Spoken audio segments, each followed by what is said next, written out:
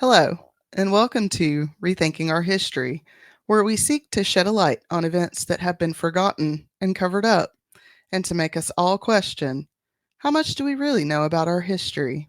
I'm Felicia. And I'm Ian, and we are here to reveal all the sordid details of history that have been swept under the rug. Get ready to get angry, be curious, and maybe have a laugh or two as we rethink our history.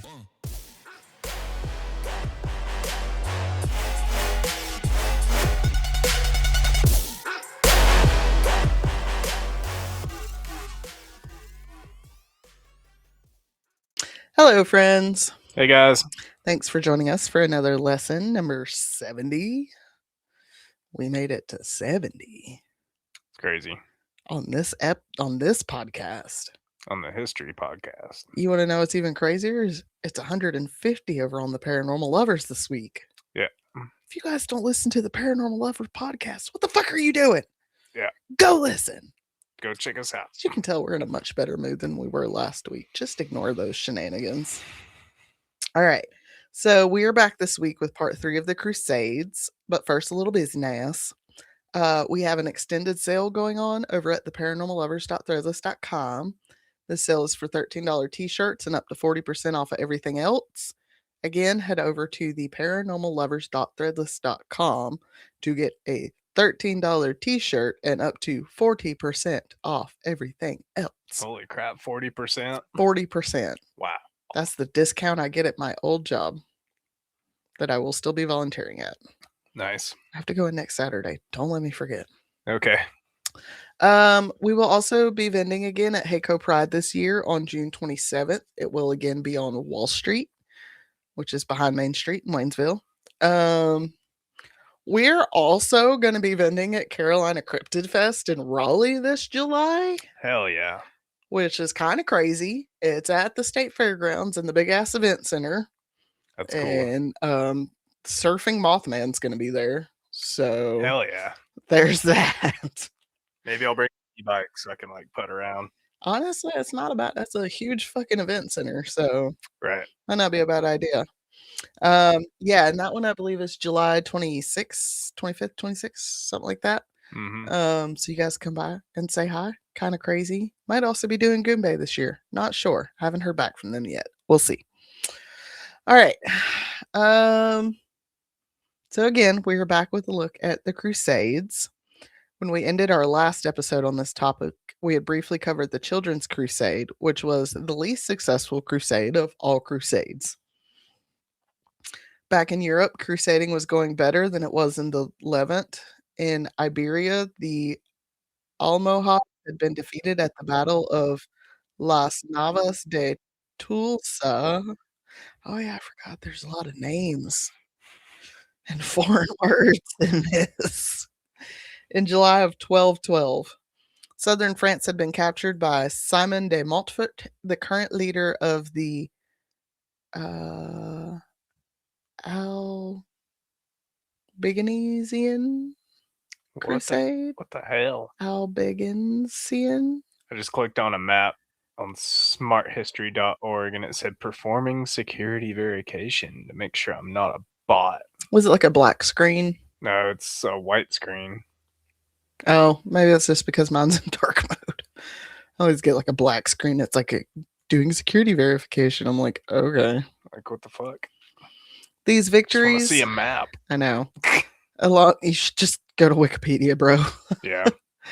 These victories, along with the spontaneous Children's Crusade, gave Pope Innocent III a plan to. Wait, gave what? Gave Pope Innocent III the idea to plan a new crusade in the Levant. This was the Cua Meyer. After the dismal failure that the Fourth Crusade was, Innocent decided only direction from him would ensure success this time. It was an innocent plan. It was not. Innocent also decided he would not seek help from the military class, but would allow anyone to donate and have quote-unquote indulgences due to their donation. Ugh. Yeah. That's no good. I don't like all the indulgences. No. Because I think that means they could just like rape and pillage at random. Right. I don't know for sure. I didn't Yeah. actually look that up because this was a lot of fucking research. Indulgences from English pig dogs is never good. No. The plan was set at the Fourth Lateran Council in November of 1215.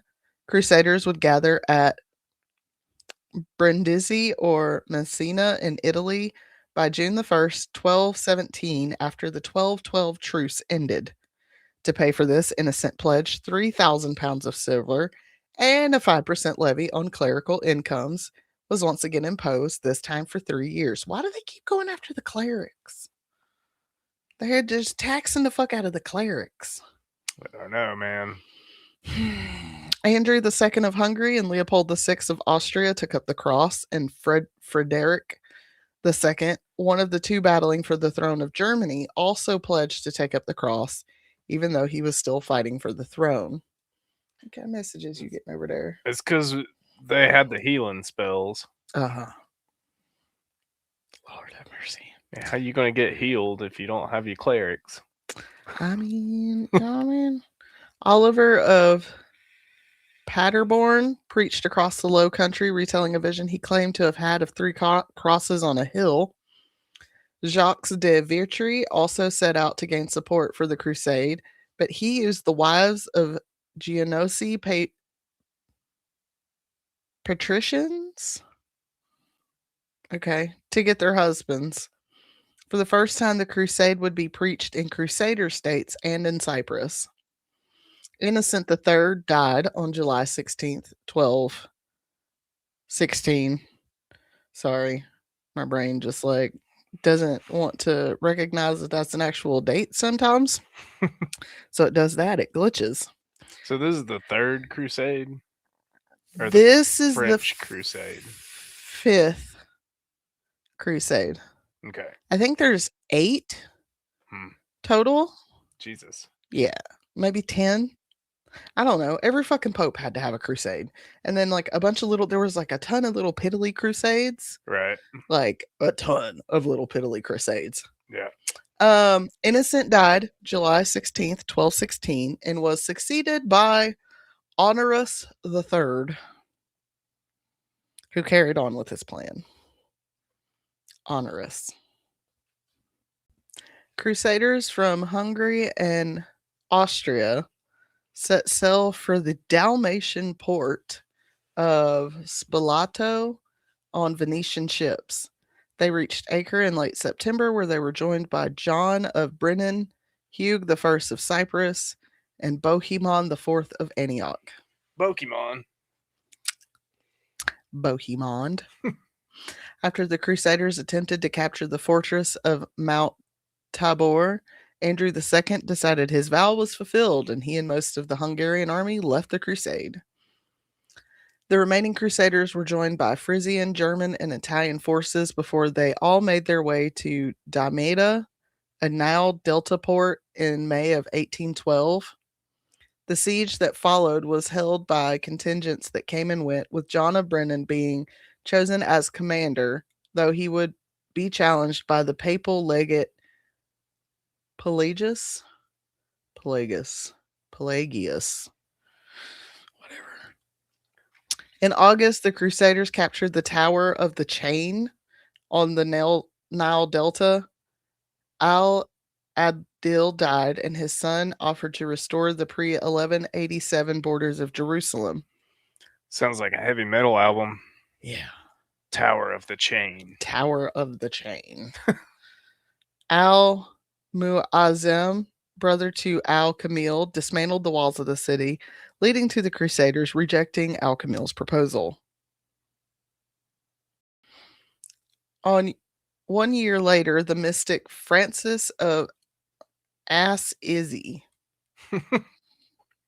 that's how it's spelled phonetically, people, Assisi, unsuccessfully attempted to convert Al-Kamil to Christianity. Damietta fell to the Crusaders in November of 1219, but this sparked conflict between John of Brennan and Pelagius. The next year, Frederick reaffirmed his vow at his imperial coronation in Rome. Rome's. Rome's. The grandfather Hmm. clock looks awesome back there. Does it? German forces arrived under the command of Louis I of Bavaria in 1221. Though Frederick had given other orders, Louis and Pelagius marched on Cairo, only to be routed by Al Kamil and his brothers Al Mu'azzim and Al Ashraf. They forced them to go northward, and Al Kamil opened the sluice gates of the flooded Nile to trap them. Hmm. You trapped. This forced the Crusaders to accept the terms of surrender of Damietta and an 8-year truce. By September, Al Kamil re entered the city as the Crusaders were leaving, a move that left the Christian world shocked. You just gave up? Oh no. Bitch, there was a river. My name ain't Moses. I can't part the Red Sea. What the fuck do you want me to do? The blame for this failure was split, with some blaming Pelagius and others blaming Frederick. It would take until 1218 for Frederick to cement his rule in Germany, but he became a threat to the papacy when he united Sicily and the Holy Roman Empire under his control. Oh boy. Not the Holy Roman Emperor, Emperor Frederick. Still, relations with Pope Honorius III stayed cordial, supported in part by mediators like Hermann od Salza and Thomas of Capua, head of the papal penitentiary. Have a fucking That sounds papal terrifying. Oh my god! Can you imagine Church penitentiary? the church prison, Oof. the dungeons? Jesus, The horror that came out of those places. Jeez. nothing good. No. Nothing good. That sounds terrifying. Frederick renewed his vow to crusade in May of 1223, which I'm sure also helped with tensions with the papacy. Although nowadays, like, you think about what we got, and it's like, that's pretty terrifying too. Yeah, ours aren't great either. No. Unless you're like, and that's what they are. They're church prisons. unless you're like, no, they're privately owned prisons now. Yeah, but they're all by fucking white nationalists. Yeah. They're all owned by them. Yeah. He set the start date for his campaign for June of 1225 and pledged to marry Isabella II of Jerusalem in front of her father, John of Brienne. Frederick got a little response to his campaign, so he again renewed his vow in March of 1225. I think I was just onto something right there. Yeah, you are. Think about it. Like, so, like, you have the church back then that have prisons. They're in charge of laws. Mm-hmm. Like, and you come to today, like, you have the church, they own prisons, and they also pay the government, which are in charge of laws. Welcome to the Putting It All Together Club. Yee. And slavery is still legal under the 13th Amendment in cases of crime. Yep. And who is the most incarcerated? Brown people. Yeah. Anyways, he swore this time he would set out in August of 1227, or else he faced excommunication.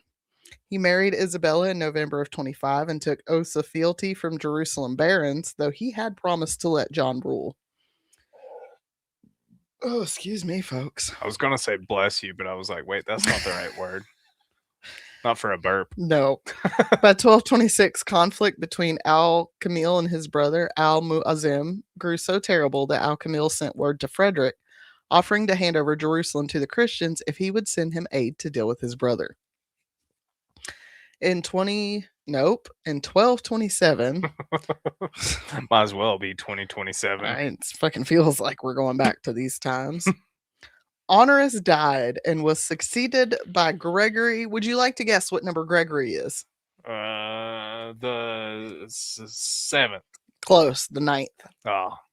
Who soon found himself at odds with Frederick over papal rights in Sicily. Frederick used force to get the Lombards to join his campaign, though it was not necessary for some who joined, such as the German noble Louis IV of Thuringia and the English bishop Peter des Roches. Why are you laughing? The Lombards. Yeah, the They Lombards. must have had bad backs. Not that Lombard. Oh my, Lumbar. Sorry. Lumbar. These are the Lombards. Okay. Lord, y'all see what I'm married to. Do y'all see what I deal with? First Crusaders left out from Brindisi on August 15th, 1227, before Frederick left on September 8th with 800 knights and 10,000 infantry. However, Frederick would not be there long as he became ill and went back to Italy. This angered Pope Gregory, who excommunicated Frederick by the end of the month. Many crusaders, once they heard of Frederick becoming sick and being excommunicated, abandoned the crusade. However, Frederick was not done with the crusade, and ignoring the Pope's demands that he come to him for absolution, he again vowed to lead a campaign to the Holy Land. Sadly, that would not happen until late June of 1228 because Isabella died soon after giving birth to their son Conrad. Excuse me. Once Frederick reached Cyprus, he got rid of John of Ibelin, who had been acting as regent to young King Henry I.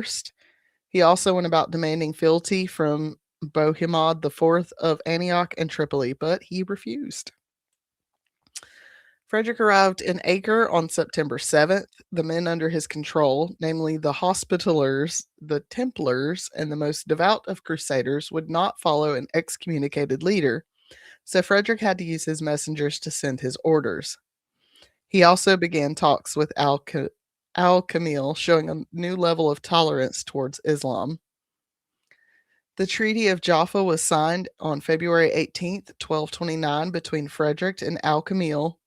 This gave control of the cities of Jerusalem, Bethlehem, and others to the Christians, while keeping the Temple Mount, the Dome of the Rock, and the Al-Aqsa Mosque as places of Muslim worship. It also began a 10-year truce, excluding a few cities. Like, no, these cities don't have to participate. It's fine. What? This treaty, though the best outcome of any crusade before it, had strong criticisms, but that did not stop Frederick. He visited Jerusalem, going to Muslim shrines, and on May 18th, he crowned himself king in the Church of the Holy Scepter. I think I said that word right. That's a weird word. It's like sepulchre. I'm going to go with scepter. Feeling slighted by Frederick, John of Brienne went to the Pope and, with his blessing, invaded southern Italy. This brought Frederick back to Italy, and by October he had pushed his former father-in-law off his land. Wait, so if I'm getting this right, Bethlehem and all, where Jesus came from has been under Muslim control the whole time. No, the control of it's went back and forth the whole time. I want to say... Who was originally under control of it whenever Jesus was there? Muslims? Jews. Like Okay. when Jesus was there, it was the Jews. Okay. But that was 1,000 years before all this shit took place. Right. Allegedly. But then, thing about it is, oh my God. And I saw somebody say this morning on Instagram, and I was like, thank you. It's the same fucking religion. Right. They're the same goddamn religion, y'all. Yeah. You're literally worshiping the same God and doing the same shit to get to the same place. Yeah, because Allah is just one God, isn't it? Allah just means God. Right. It literally just means God. Like, you're worshiping the same God, you just have different prophets. Right. Sorry, it drives me crazy. Yeah, it does me too. I hate like this, oh, my religion's better than yours. No, it's not. You're all worshiping the same fucking deity. And it doesn't matter. Like, people should have the freedom of religion. Right. It really doesn't matter. Also, and don't be all like, well, the Bible says that we're supposed to bring people into Jesus. Yeah, by leading by fucking example, not by harassing people. Yep. God. All right. Around this time, the Treaty of Paris was signed, which ended the Albigensian Crusades on April 12th, 1229. In 1230, the Teutonic Knights took command of the Crusades against the Prussians. In 1236, Ferdinand III of Castile took Cordoba after a siege, and by 1238, James I of Aragon had captured the Balearic Islands and Valencia. During this time, the Pope also launched the Drenther and Stedinger Crusades against rebels and the Bosnian Crusade. Which, like, can we get off of Bosnia's dick, please? Can somebody just leave Bosnia the fuck alone for a minute? Right. In May of 1230, the Pope and Frederick made up. The next year, Frederick made Richard Filangeri as deputy of the Kingdom of Jerusalem. Dick, as I'm going to call him. Dick. Captured here with the support of local nobles, the Pisians. Pisians?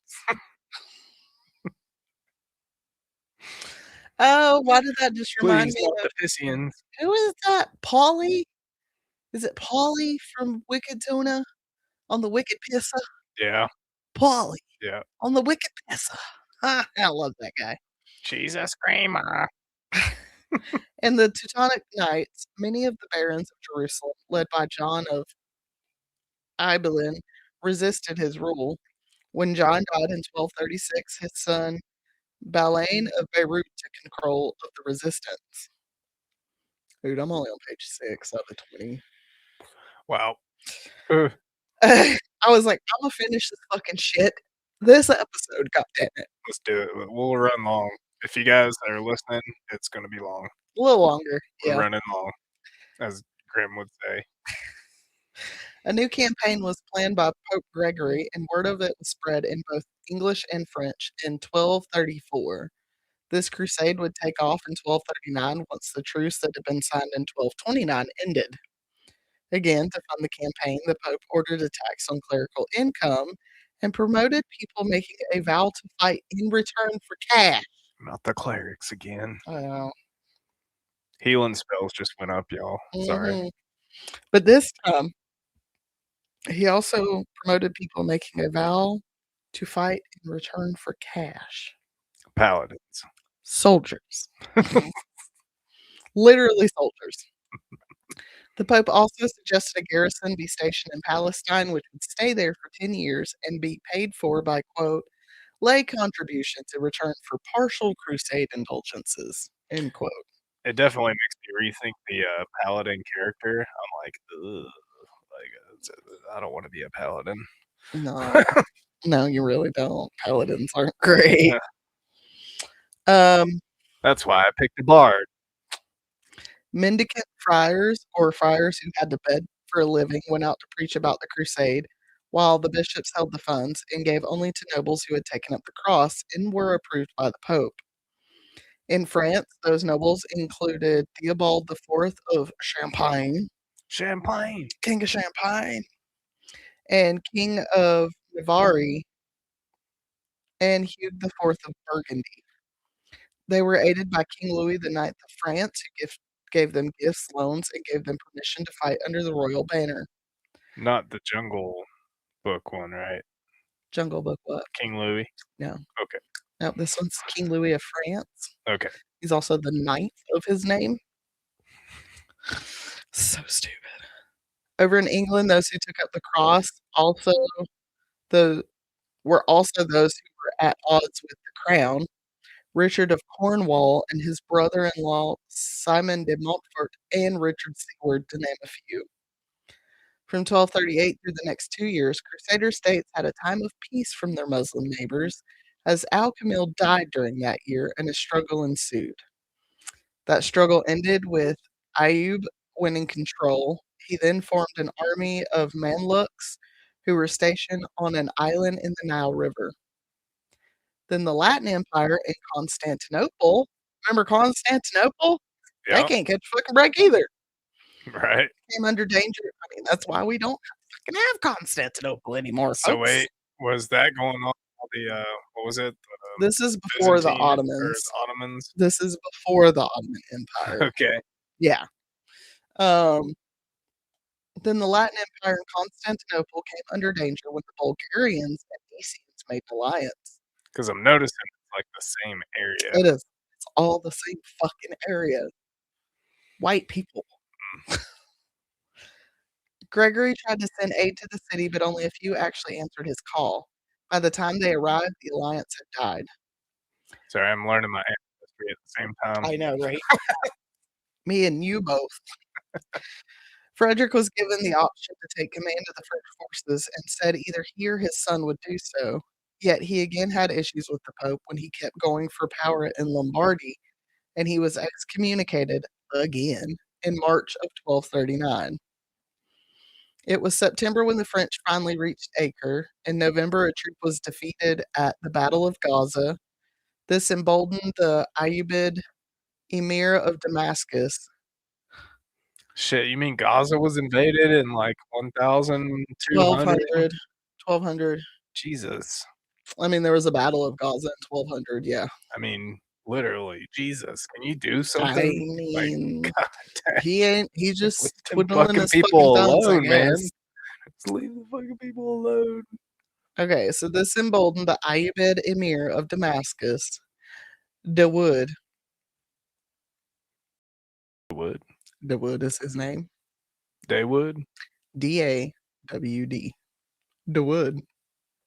All right.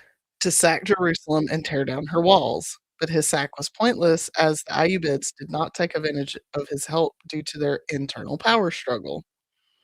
In fact, Ayyub's uncle had offered to cede a few towns held by Dawood, though it is not known if his offer was accepted, as Theobald of Champagne and Peter of Dreux withdrew from the Crusade in late 1241. And the names. I'm like, vous parlez français? It was held by the wood. Dawood. And he's fucking Muslim. Dawood's Muslim. It's probably like some much more beautiful fucking name. I'm sorry if you're Muslim and your name is spelled D-A-W-D, and I'm just over here calling you Dawood, and that's not how you pronounce your name, but She's saying it like the speakers. Like, I got myself some Daywoods. oh my god. Richard of And I'm not Cornwall. even saying it right because I'm all redneck as still saying the wood. Dawood. Get that wood over there. That wood over there. Check out my 8-inch Daywoods. Sir, that's only 6, but okay. No, my speakers. Ah, Not that. Know where your mind's stop it. I was The actually wood. just laughing because I saw a video this morning where this person went out to tape measure, and I saw these guys on the construction site to pull out a foot, and every single damn one of them hit under a foot, like 10 inches, 9 inches, 11 inches. Only one that could get it right was the woman. And everybody in the comments was like, "Well, that explains a lot why he thinks he's bigger than he is." Now, they used to have a CD player back in the 90s called Daywood. I think Daywood. Yeah. Do you remember the Daewoo's cars? Mm-mm. Or yeah, they were Daewoo. Daewoo? I remember them cars. If anybody remembers the Daewoo cars, y'all hit me up Hold because on. that was a time. It was Daewoo, wasn't it? Daewoo cars. It was something like that. Yeah. Daewoo cars. Oh my god. Yeah. I There they wanted are. one. One of those. I wanted one of those so bad. I was They're like, pretty cool cars. that's fun to say. They got a sportier one too.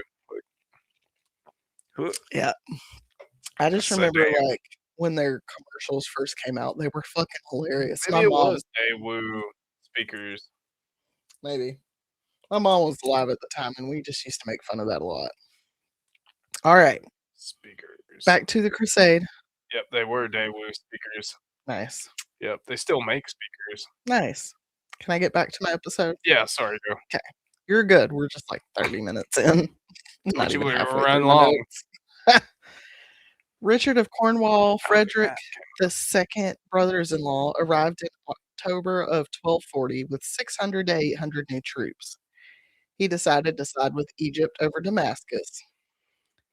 Ayub offered to restore Jerusalem to the French and release the prisoners captured at Gaza. Richard accepted the offer, and in May of 1241, this crusade came to an end. The Levantine Crusades would come to an end as a new power arose in the Middle East. The Mongols. Oh boy. Mongolians. Oh yeah, Genghis Khan. If y'all ain't listened to the band Who, H-U, W. Or wait, no, W-U. Was it the band Woo or the band Who? it is Hugh, I think. Look up W-U or H-U. I don't remember. It's been a minute. Did I say W-U? I'm gonna get back. Anyways, Mongolian people throat rock music. It's great. Yeah, it's cool as hell.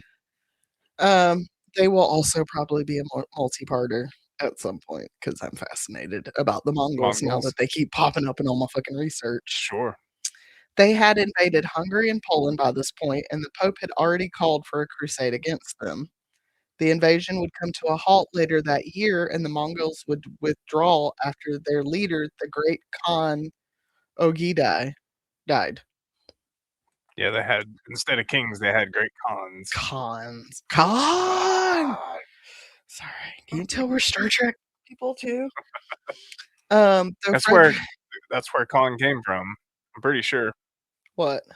Like, I know he was Klingon and stuff, which he didn't really look Klingon in the first movie, whatever. But that's where that's where Khan came from, probably.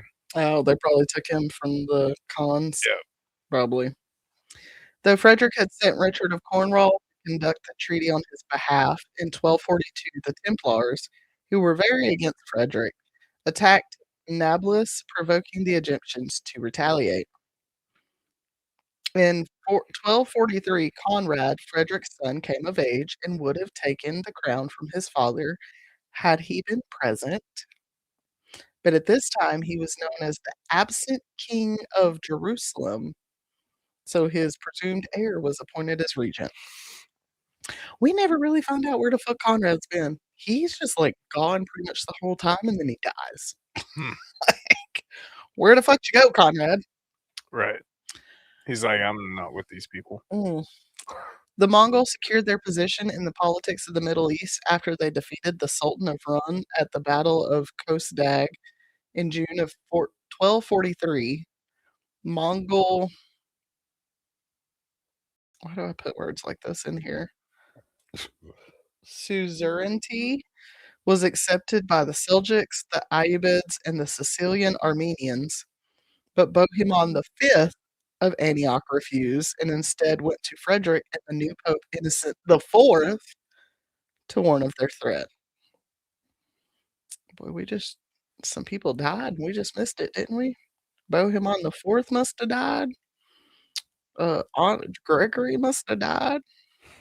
Well, Ayyub allied with Chawar, no, Kawarazma. That's a hard one.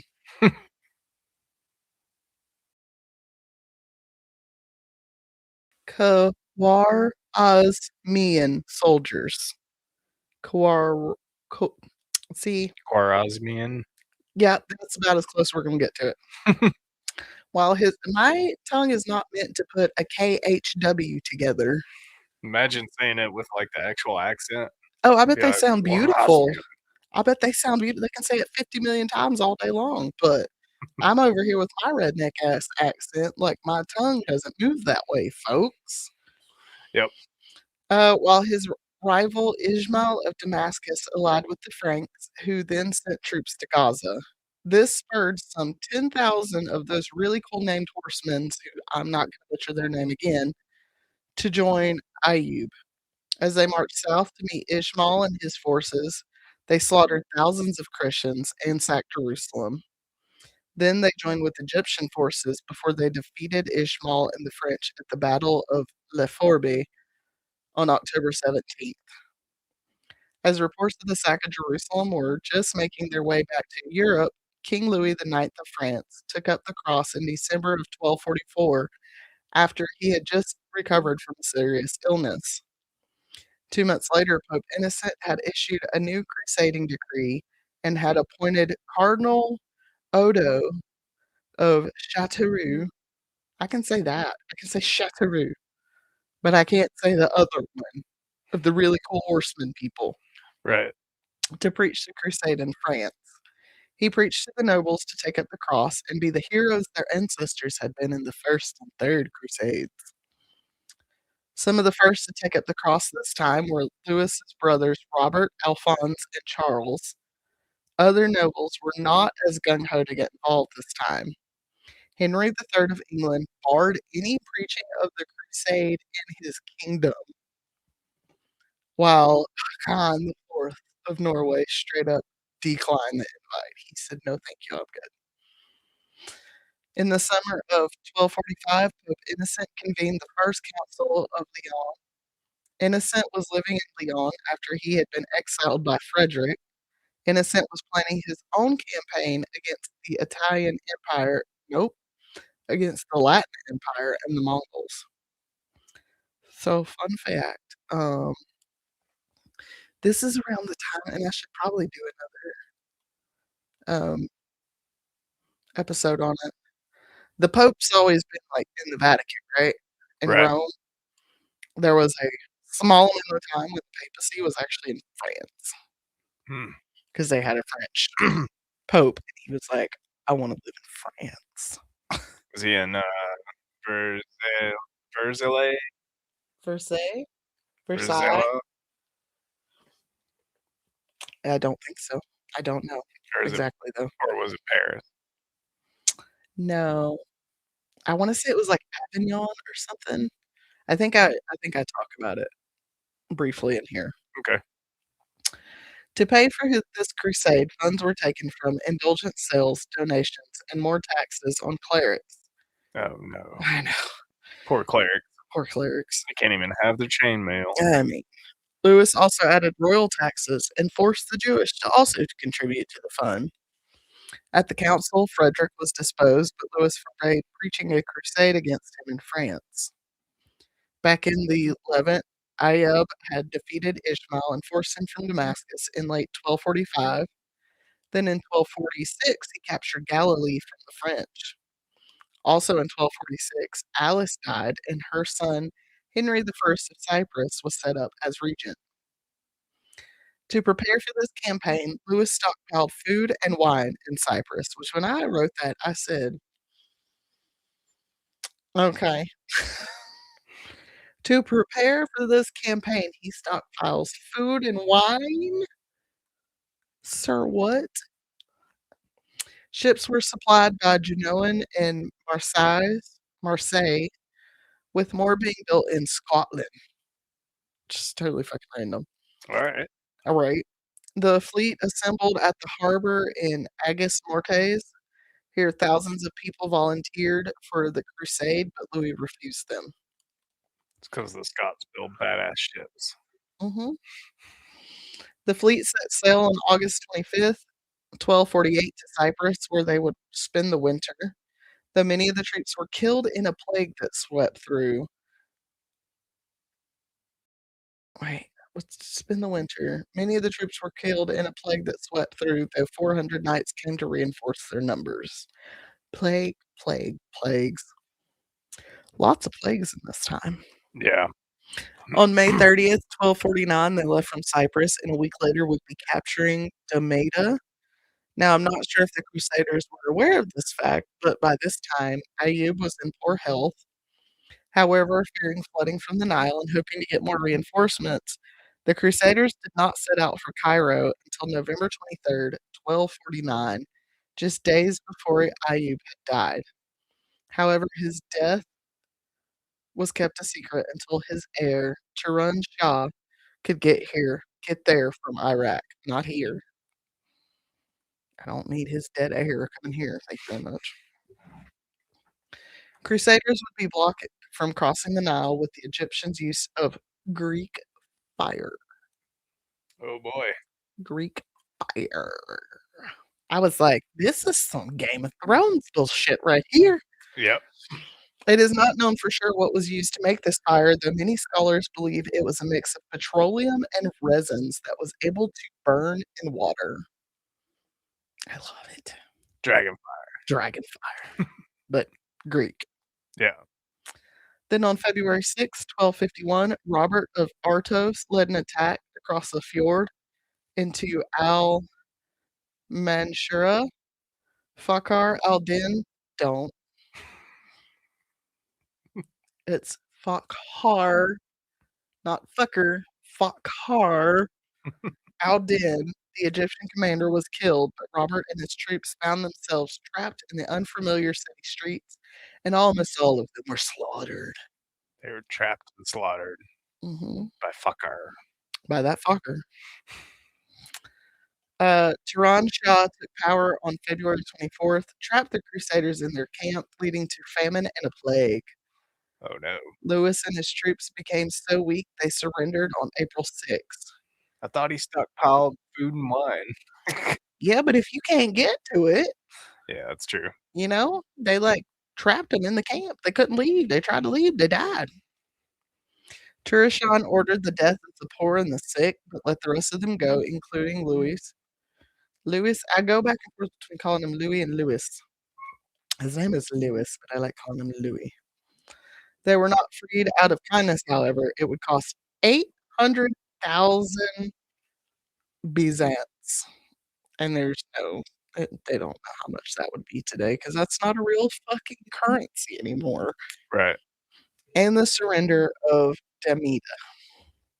However, before the treaty could be completed, Turan Shah was murdered by Bakhari Mamluks. Ayub's widow Shajar al-Dur took power and kept Turan Shah's treaty in place. The Templars paid half of the ransom, the rest would be paid by the hostages. Louis and most of his army sailed from Demida on May 6th. When word of Louis' defeat reached France, another smaller crusade was launched. The Shepherd's Crusade began with a preacher known only as the Master of Hungary, began to preach a new crusade. He claimed to have a letter from the Virgin Mary to shepherds and got support from northern France and Flanders. In this campaign, the preacher in this campaign, the preacher and his followers, some sources say up to 60,000 people, went about causing trouble with the local clergy, then set their sights on attacking the local Jewish population. From spring until June of that year, they attacked without abandon before they were finally stopped by the royal forces. After their defeat, many of King Louis's men, including his brothers, left the crusade, but Louis stayed in Palestine with around 1,000 troops, where they rebuilt Caesarea, Jaffa, and Sidon. They also fortified Acre suburb.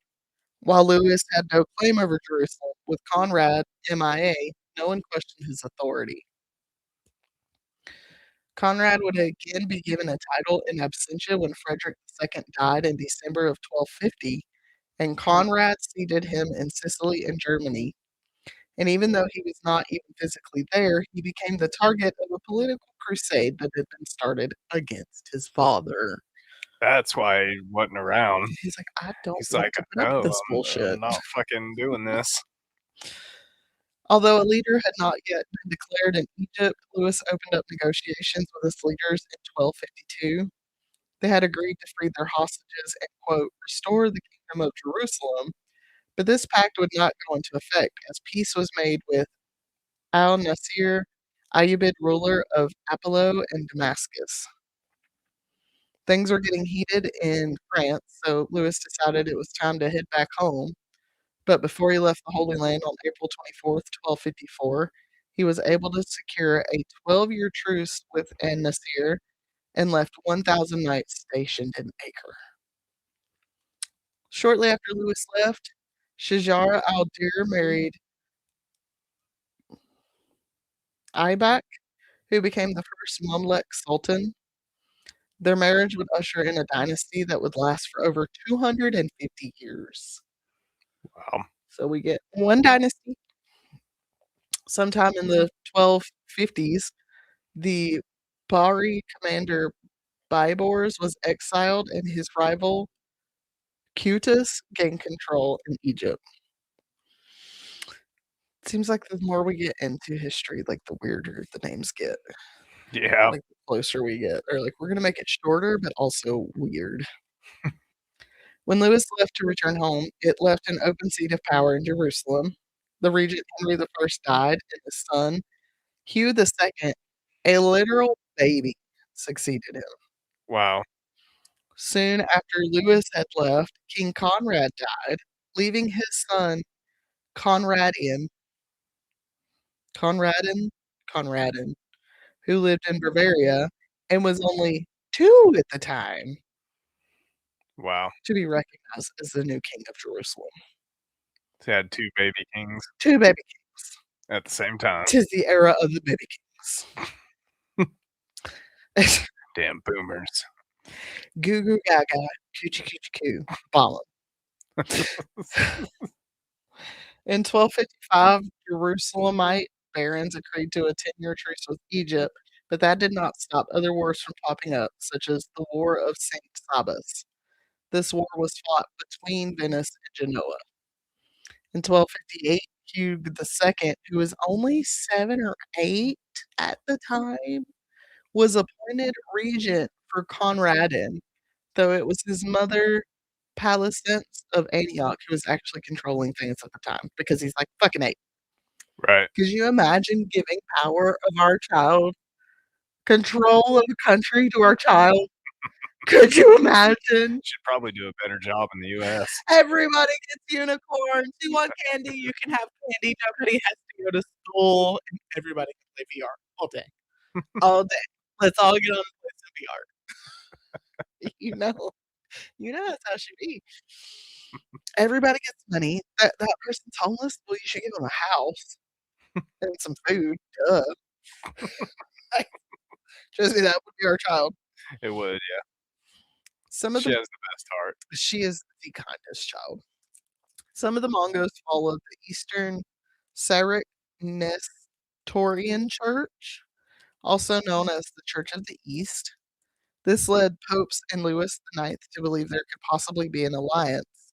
But when envoys were sent to begin negotiations, the Great Khan sent back a counteroffer of the church's full submission.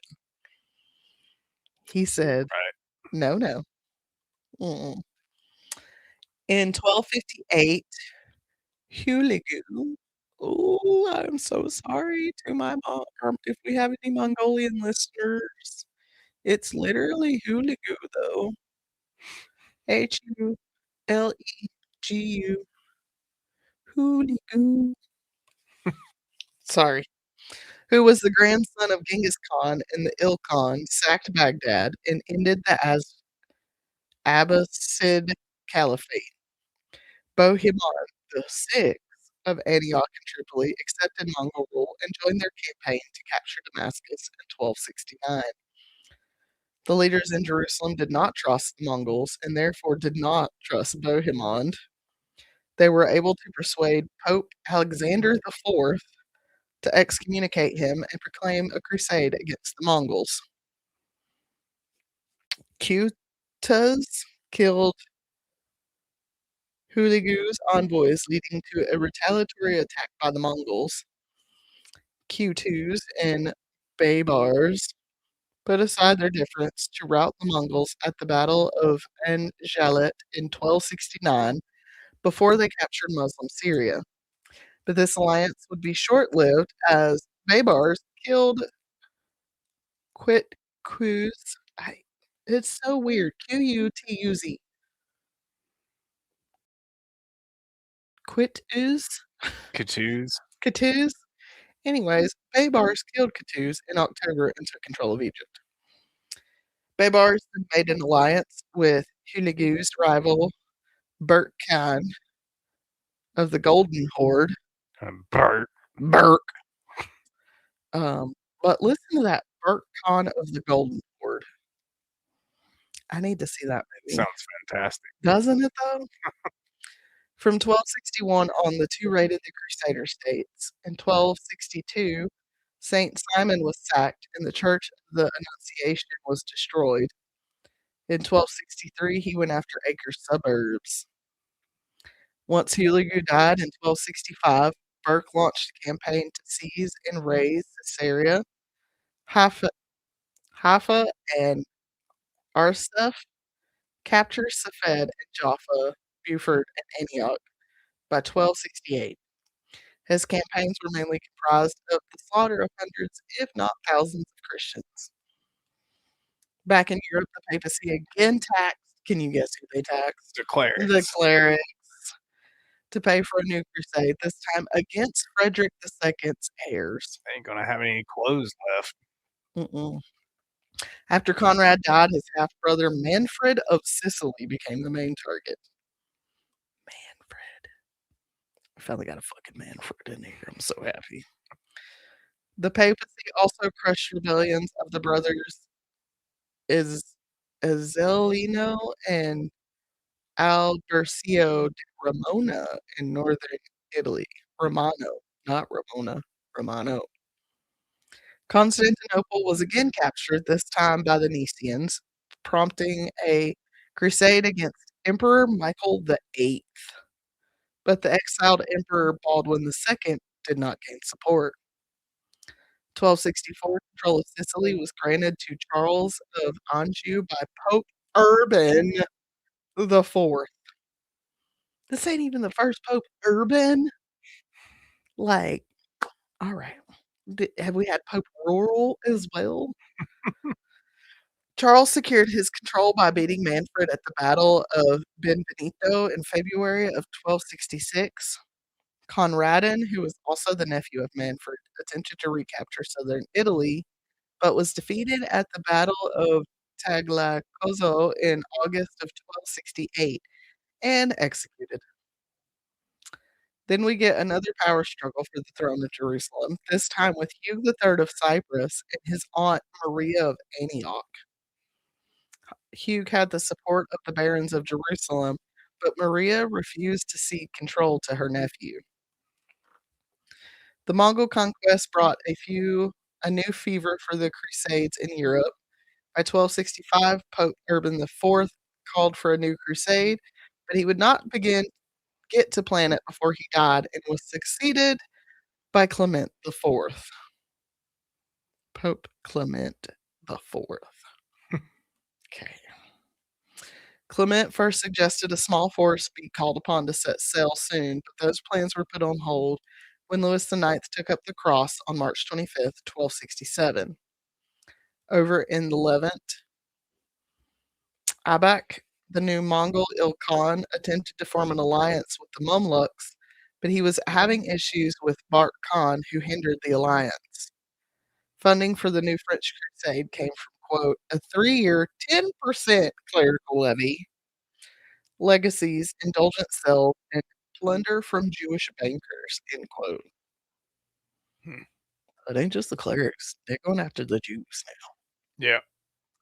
Louis also gave vassals gifts and loans. He was also able to persuade the English Crown Prince Edward to take up the cross against Henry, Anyway, Henry, against Henry III's objections. Louis used diplomacy to win a pledge from James I of Aragon, which isn't that a name? Aragon. Lord of the Rings. Hmm. During the time when there was no pope after Clement's death, Louis' power only got stronger. He hired ships from Genoa and was able to broker peace between Genoa and Venice. James set sail for the crusade from Barcelona on September 4th, 1269, but he was met with a storm that scattered his fleet and stole his zeal for the fight, leading to James abandoning the crusades. His two sons, Fernando Sanchez and Pedro Fernandez, reached Acre with a couple hundred soldiers in October. They joined with the French garrison but were ambushed by Bay Bears. Louis set sail from Agues Mortes on July 2nd, 1270, with 10,000 crusaders. with a sights set on Tunis in northern Africa. They landed on July 18th and captured Carthage, only to be set upon by a plague. On August 25th, the same day his brother Charles of Anjou arrived at camp, Louis died Oh no. of the plague. After taking command of the fleets, Charles made peace with Caliph Muhammad for 210,000 gold ounces and the rights to worship and proselytize. The English landed in Tunis on November 10th as the French were leaving. The fleets met up at Trapani, but a storm swept through and wrecked most of their ships. Oh no. Oh no. Louis III of France succeeded. Nope. Philip III of France succeeded Louis, and he and Charles abandoned the crusade, but the English continued. The Frisians and other small groups that were aiding the English sailed to Acre, while the English wintered in Sicily. They would not reach Acre until May 9th, 1271. Back in the 11th, Bayers captured Chastel Blanc from the Templars, as well as Croix de Chevelles and Gibellicar from the Hospitallers. In June, he would capture Montfort Castle from the Teutonic Knights. In On May 12th, 1272, Bayers signed an almost 11-year truce, and now King Edward of England sailed from Acre in September. Italian Cardinal Toledo Visconti would be appointed the new pope and to take the name Gregory. The 10th. He's number 10. Gregory was convinced he had a divine mission to recover the Holy Land. He joined forces with Philip III of France, and they began to send small groups of knights to explore the area before they launched a full assault. In 1272, Gregory commissioned reports to call for a general council. One report called Collecto Scandalis Ecclesias, or the collection of church abuses, condemned clerical taxation. Hey, Hey, we got it church, back. you can't tax the clerics, man. We need healing spells. At our chainmail.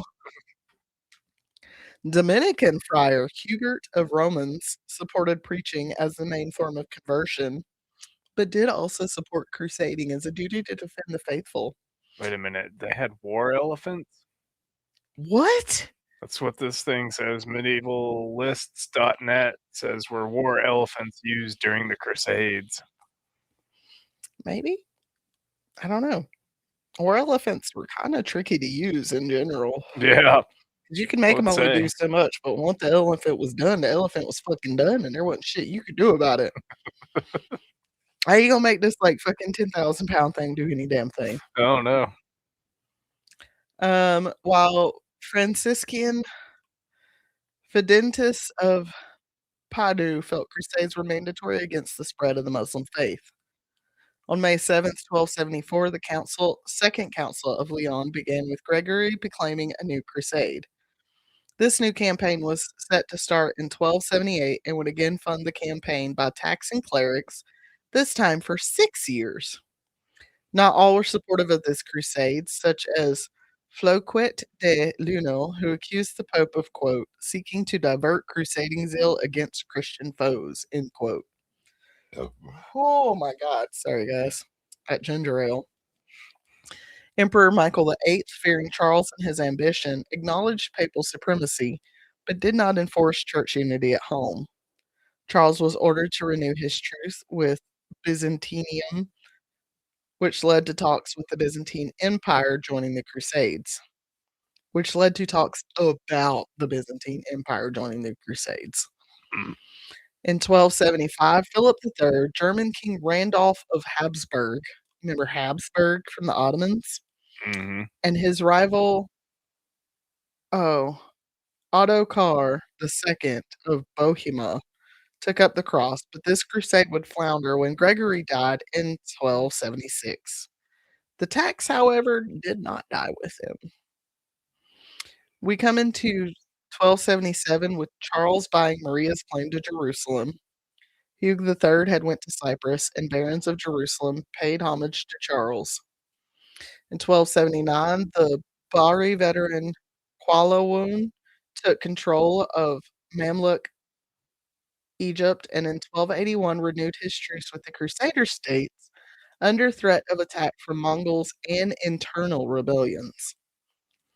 After Emperor Michael failed to implement the 1274 church union, Pope Martin IV backed Charles's anti-Byzantine policy.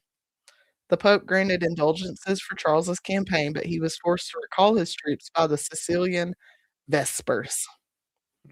Peter III of Aragon backed the rebels, leading Pope Martin to launch a crusade against him. When Charles left, Hugh III captured Tyre and Beirut.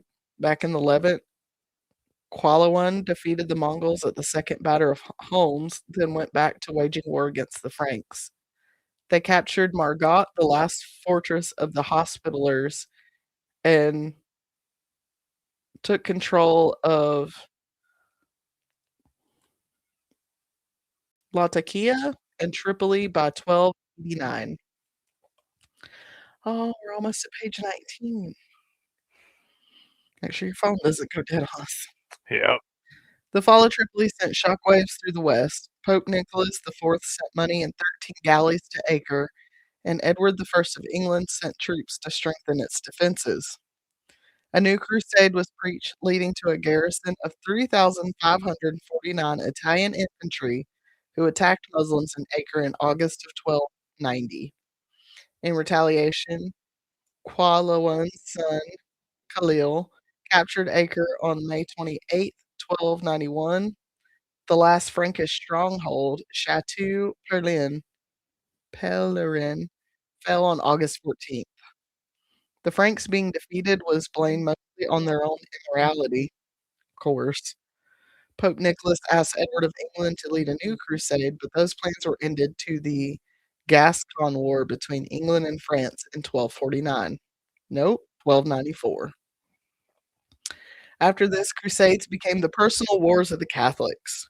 In 1297, Pope Boniface VIII proclaimed crusades against the Colonial cardinals and Frederick III of Sicily. When he taxed the clergy, the French got involved, leading to French troops being arrested by the Pope in 1303. France's power grew and the papacy moved to Avignon. In 1307, the Templars were arrested by French authorities and their order was dissolved in 1312. Wow. The Templar trials, as they became known, promoted more plans for more crusades, most famously from William of Nogaret and Pierre Dubois. In 1314, Philip IV took up the cross with his sons and son-in-law, Edward of England, but those plans died with Philip in 1315. Philip VI of France, who was the first Valois king, attempted to launch crusades in the Levant, but his plans were put on hold due to the Hundred Years' War. Hmm. That'll put it on hold for about 100 years, I guess. The last recorded crusade for the Holy Land, which is now known as the Alexandrian Crusade, was led by Peter I of Cyprus. Crusaders sacked the Egyptian port of Alexandria in October of 1365, but they left only after 1 week. In 1391, Duke Philip the Bold of Burgundy proposed a new crusade, and in 1396, the French and Burgundian armies joined with the Kingdom of Hungary to invade the Ottoman Empire, but they were defeated at Nicopolis. Hmm. Nicopolis. Okay, because Ottomans. It would not be until 1492 when that sumbitch sailed the ocean blue, when crusading in Iberia ended with the Muslim emirate of Granada